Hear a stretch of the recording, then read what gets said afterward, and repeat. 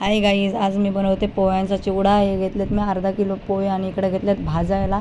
एकदम कडक पण भाजू नका, नाही तर ते नंतर चिवडा झाल्यावर पूर्ण पावडर भुसा होऊन जाते. मीडियममध्ये भाजा. पोहे भाजून घेतल्यावर इकडे घेतले आपण डालिया चण्याची, ती पण ब्राऊन भाजा थोडेसे, ते पण फ्राय करून घेऊया. आणि आता इकडे घेतले शेंगदाणे. तर मी विचार केला असेल अर्धा किलो पोह्यांसाठी एवढे शेंगदाणे कशाला, मी माझ्या स्वतःसाठी पण थोडे खाण्यासाठी वेगळे घेतलेत.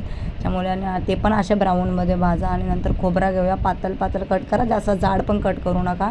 ते पण ब्राऊनमध्येच बांधा, जास्त करपवू नका, डार्क करू नका, असे ब्राऊन भाजून घ्या. आणि इकडे घेऊया कढीपत्ता पण फ्राय करून टाकूया त्याच्यामध्ये. सर्व एकावर पोह्यांवरच सर्व टाकून ठेवा. आणि असं कढीपत्ता भाजून झाला. आणि इकडे घेतल्या मिरच्या. जर तुम्हाला जास्त तिखट पाहिजे असेल तर तुम्ही जास्त घेऊ शकता. आम्हाला कमी पाहिजे म्हणून थोडं कमीच घेतल्यात. आणि मिरच्या जरा कडक भाजा तर अजून मजा येते. मिरच्या भाजून झाल्या. आणि आता फोडणीची तयारी. इकडे टाकलं जिरा आणि आता टाकणार आहे हळद. तुम्हाला जर जिरा, बडीशेप, हळद, धनिया पावडर हे पण टाकू शकता फोडणीमध्ये, पण मी जिरा आणि हळद टाकते.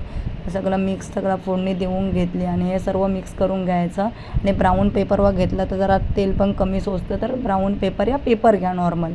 तर आता इकडं घेतले, हा मिक्स करून घ्यायचा. आणि मीठ आणि साखर वरून टाकायचं आहे आपल्याला. तर मिक्स करून झालं. आता त्याच्यामध्ये टाकतो पिठी साखर आणि मीठ. ते पण चांगलं मिक्स करून घ्या. पूर्ण चांगल्या पद्धतीने प्रॉपर हलवून घ्या. मिक्स करून झाल्याच्या नंतर टेस्ट करून सर्वांना मीठ आणि साखर लागली पाहिजे.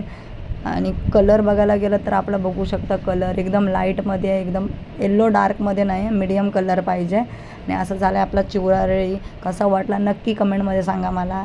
Bye guys.